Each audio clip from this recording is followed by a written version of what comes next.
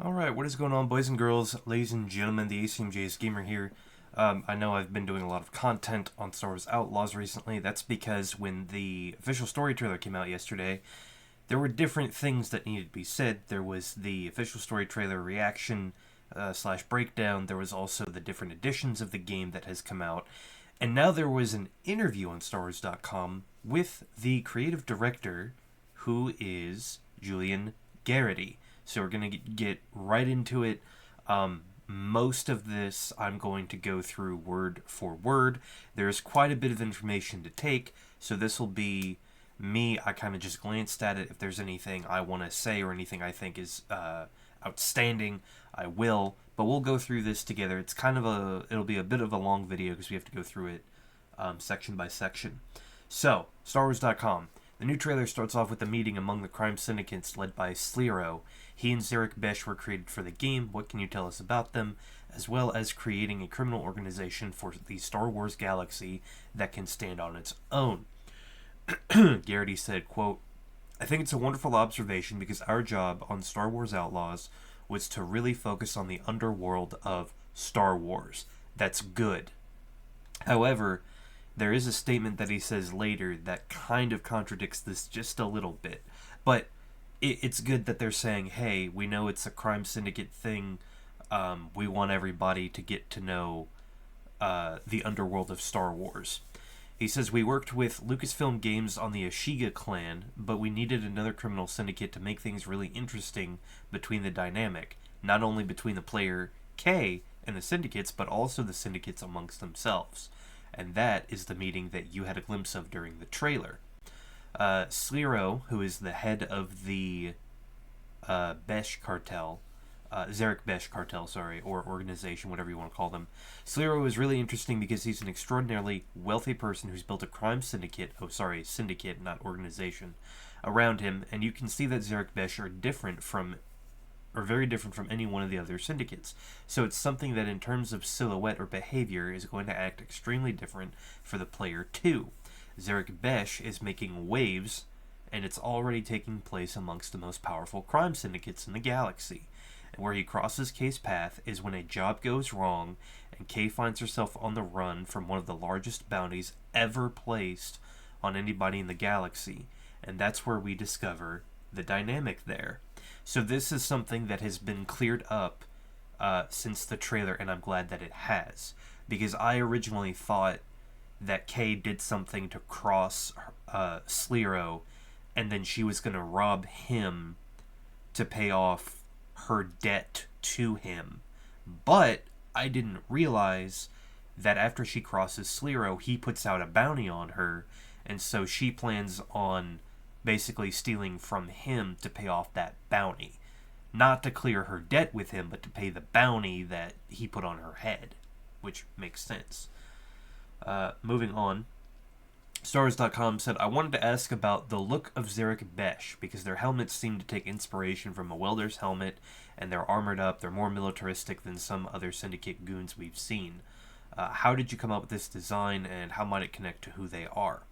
He says, quote, I think that's the thing. When you have something that is extraordinarily well-funded, you can put a lot of time and effort and cost into creating an armor that is able to withstand a little bit more than just regular armor. That was the idea behind Slero's invention of this soldier for Zarek Besh. I wonder if he's indicating that they might be tougher to take down.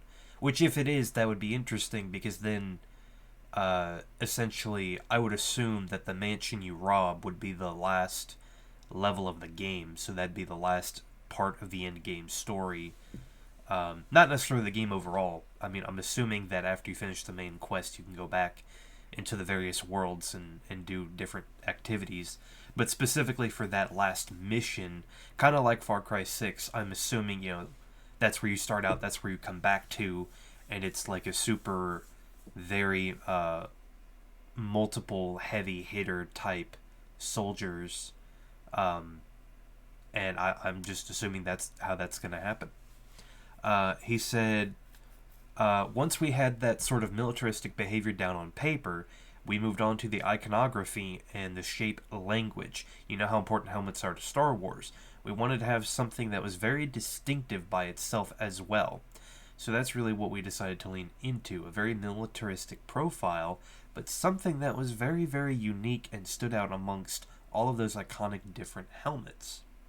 Stars.com steroids are Besh are interesting. Oh, I'm going to skip that one. I didn't really care about it. If you want to read the full article, there will be a link down in the description down below. But basically, they tossed around a bunch of ideas, and then they waited until everybody reacted to a few. We also introduced Jalen, who recruits Kay for the job, stealing from Slero. Jalen comes in a little bit later on, sort of headhunts Kay, talking about looking for a job. He sees something in her, and he's almost like a mentor. He's trying to give her a context, a framework with which to put her talents to work, and you can see Jalen's seen better days. He's a little bit down on his luck, but he sees an opportunity not only to teach, but to profit from his relationship with Kay. Stars.com, Vale is a hunter hired by Slero to kill Kay. So she's the bounty hunter, I'm assuming. I'm guessing that means that she's good at what she does, because he could probably afford anyone. Could you talk about developing Vale with Lucasfilm? He said, it's one of those extraordinary opportunities or a childhood dream of saying, okay, what if we come up with a brand new bounty hunter? And we wanted somebody who, of course, had ambiguous morals, but was extremely self-sufficient, extremely professional, extremely single-minded in their approach, but had a little bit of a wider view of things, too. So there are questions that she's going to ask about the situation, of Slater's motivations, of all those things that really bring the character a dimension that we don't usually see with the sort of normal bounty hunter character trope. When it comes to Vale's design, there's really none of the typical bounty hunter armor or gear. I thought that was an interesting choice because it shows you that there's a human being there. He said it came through iteration, and it came through what we wanted to tell with the character as well. I can't go into too many details about it, but we did want the person behind the bounty hunter to be very much front and center. We went through a lot of different iterations with more outlandish designs to the one that we finalized on. And I think you see this in the trailer, but she has some robotic elements. Her fingers are mechanical. There are things about her that are very elegant and very well integrated that still make her very much a human and a character to be discovered during the game. That's very good. I kind of feel like she's going to be a Billy Lurk, if that makes sense. If you don't know what I'm talking about, Dishonored 2, Billy Lurk was Dowd's right-hand man, or right-hand woman, rather, in Dishonored, and then she kind of switched sides and started serving Corvo in Dishonored 2. Of course, he doesn't know that Billy Lurk is Morgan Foster. He doesn't know that until later. But, I mean, that could very well, and she could end up helping us. I mean, who knows? And he goes, let's see, Stars.com, another thing I picked up on is the game seems to be at least partially about learning the ropes and being a scoundrel. That was an element of Solo, a Star Wars story that I loved. Was that film a touch point in developing Star Wars Outlaws? 100%. Oh boy. I think all the Star Wars movies, in particular the original trilogy and Solo and Rogue One, were the founding texts. But when we started working with Lucasfilm, we were always coming back to, what is a scoundrel? What is the archetype? What is this archetype within the Star Wars galaxy? But even wider than that, there are many scoundrels that are super interesting to look at. Maybe it's Pirates of the Caribbean or Indiana Jones, but is there that one story that we could own about the coming of age of somebody who's basically a petty thief that grows up to be a real outlaw? So Solo is a great reference there. That also reminds me of Assassin's Creed Mirage, where you have Basim, who is a thief at first, and he's running away from the law, and then he gets recruited into the Hidden Ones. Let's see. Since scoundrels do things that can be on the wrong side of what's morally right, is that a hard balance to achieve? I don't think you want to create a protagonist that's going to make the player feel uneasy about their actions. Now, here's the issue. If you're gonna have player choice in a game, let them feel the consequences of their choices. And this is where it starts to get a little bit weary, because he said, we want them to feel the underworld. Let us feel the nitty and gritty. Let us feel the consequences of our actions as a player. And I feel like with a lot of Star Wars, it goes too soft on a lot of the violence and actions that characters create and cause. And so to me, this is kind of alarming, that they're saying, yeah, we're doing this underground world, this nitty gritty environment, but at the same time, we're going to go soft, and we don't want you to feel uneasy about your choices. It doesn't feel like it's going to go as hard as Mass Effect in terms of here's Paragon, here's Renegade, two complete different opposite choices from each other. So to me, this is telling me that this game is not really going to be nitty gritty, but it's going to be more lighthearted, and it's going to be more of a yes, we're giving you the illusion of choice, but you can't really do any wrong. So I mean, we'll see, but that's the direction I feel it's going in. Uh, we'll always okay. Well, we always went into it with the sort of creative framework of this has to be a matinee action, so it wasn't a gritty tone. It wasn't that sort of fantasy. It was fun, lighthearted, where we wanted the player to have dilemmas, but it was never a punching down. It was always punching up, and with that creative framework, you have something where the player's always going to feel good about playing one syndicate to go to work with another or backstabbing both to keep the profits from themselves. There is a joy in that scoundrel role-playing nature of the experience. But here's the issue. If you're going to say, oh yeah, we wanted them to feel good about being able to backstab syndicates, you have to put a real element of fear in there that Kay could die, because that is what would happen in real life. I don't know. We'll see when the game comes out. Stars.com. So on that note, the underworld has been such a big part of Star Wars since A New Hope, but in gaming it's been really underserved. What has been the most rewarding aspect of getting to define that experience? For me, it's getting to know the syndicates a bit better, getting to know Star Wars through the lens of criminal syndicates and the possibilities that opens up for the archetype, the player fantasy archetype that we settled upon, which is the scoundrel, the outlaw. It is the perfect setup for that sort of player experience, so it's all of the reputation choices that you are going to be making for the balance of your reputation between the different syndicates. That for me is the possibility space, which is the most exciting. And they said, what has been the most challenging?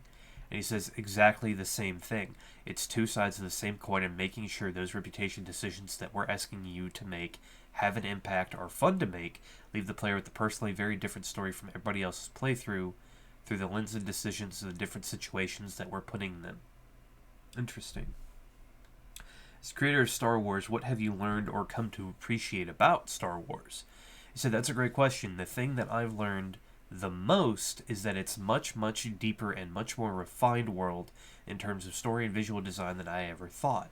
Before I started working on Star Wars, I appreciated it greatly, and just looking at the artistry that goes into every single frame and design of the objects, droid, dish, band, cocktail blows my mind. Being able to participate in that with Kay, Nix, the Trailblazer, the Speeder, the Blaster, the way Kay wields, is just a dream come true. Well, that's good. The trailer shows a lot of different planets. Do you have a favorite location in the game that hopefully you can talk about? He says he's not doing any playtesting. He says Toshara, which is the one they showed in the gameplay walkthrough at Ubisoft Forward.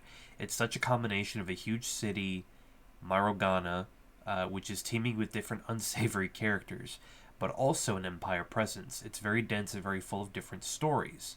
This reminds me of I forget the name of the planet, Kobo, where you kind of come back to it and the planet kind of evolves with the characters as time passes. The outskirts of the city, the wildlands with amberine outcrops, are very beautiful. The windswept nature of the settlements that we've created there. I'm incredibly proud of its creation and the collaboration we had with Lucasfilm Games on its genesis. Bringing that to Star Wars, I think it's fantastic. And if you ask me for a second location, I've just been playing in Akiva, which is only in the Aftermath set of books before. I've never heard of them. The atmosphere in the cantina that we have there, called the Alcazar, is phenomenal. It's a huge tree in the middle of the cantina. It's beautiful, and there are patrons there that you'll get to know and know well. It's a really special place. So then he goes on, Stars.com says, When you're developing these locations and something like the cantina within them, how do you reach the point where you feel like, okay, this feels like Star Wars? He said, yeah, I think it always starts with intention, and again, I can't overstate how much the collaboration with Lucasfilm Games is important in this. He says it starts with an intention and this idea that every cantina needs to have an identity. If we're just creating a bar, it is not that interesting, but maybe an initial inspiration of a film noir jazz bar within a space station is going to take on a life of its own. A Korean barbecue joint on Kimji, like that, using thermal vents to heat up the grills, that becomes really interesting. Working with different things that make it incredibly well integrated within the world with a very different identity from anything you've seen in Star Wars before, but through the lens of something that feels familiar and yet strange. So we are really leaning into what space sci-fi and Star Wars allows us to do, having a huge tree in the middle of this bar in Akiva that feels really different and it feels very Star Wars at the same time. That is very true, and I do appreciate that these games like Jedi Survivor and Fallen Order and this one both have a mix of lore planets along with new worlds we've never heard of that they keep coming up with. The one drawback is like Fallen Order and Survivor both used Dathomir as a planet. It's like, okay, we've heard of that before.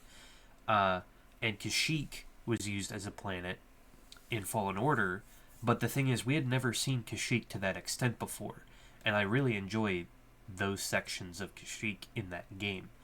So it's very interesting to know that we have Tatooine and Canto Bight, which are both in-universe planets, but there's other planets here that they've created that we haven't seen before.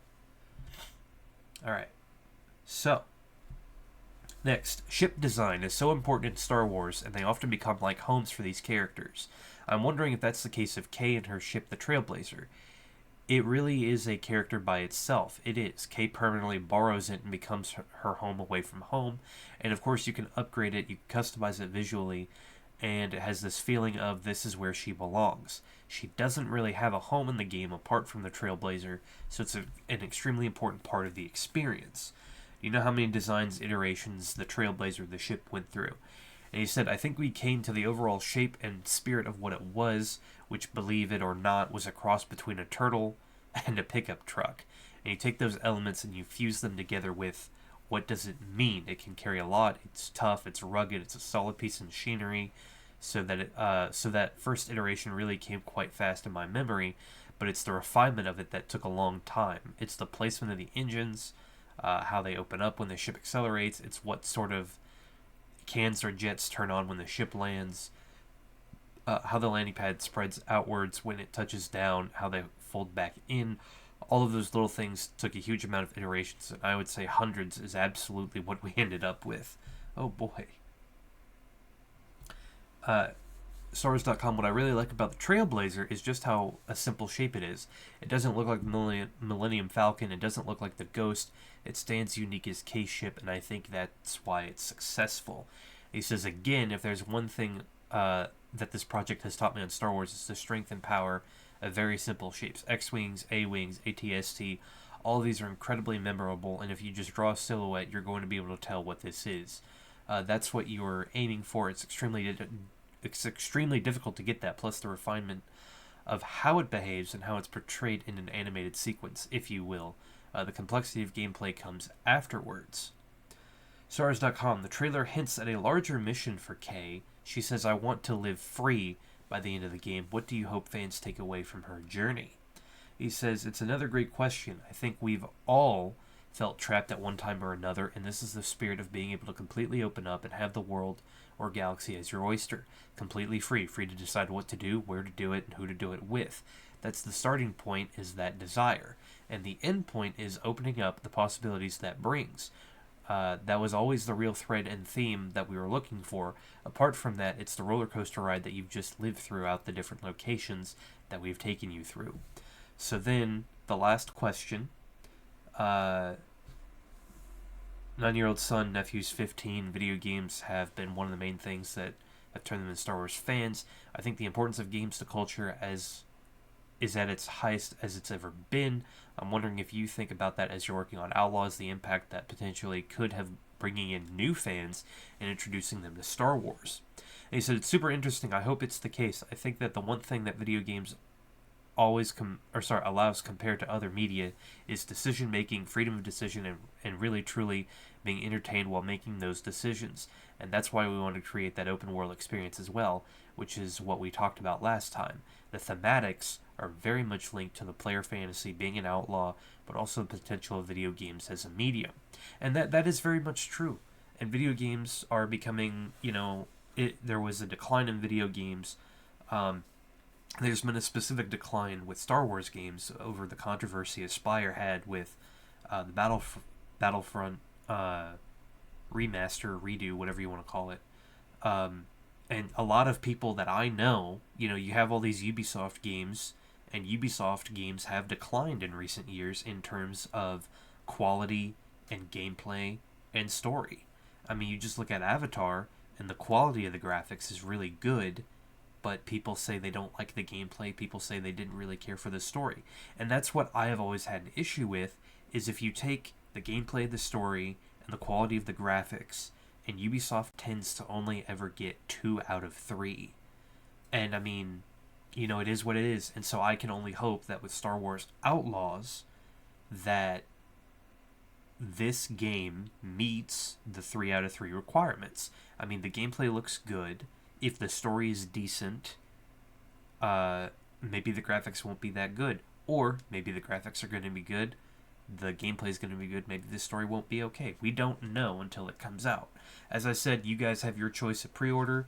I think it was 70, 110, or 130 are your 3 options, or the $18 a month for Ubisoft Plus, depending on what you want to do about it. If you feel like you've seen enough gameplay and you've seen enough of everything, and you like your answers to this question, depends on your pre-order.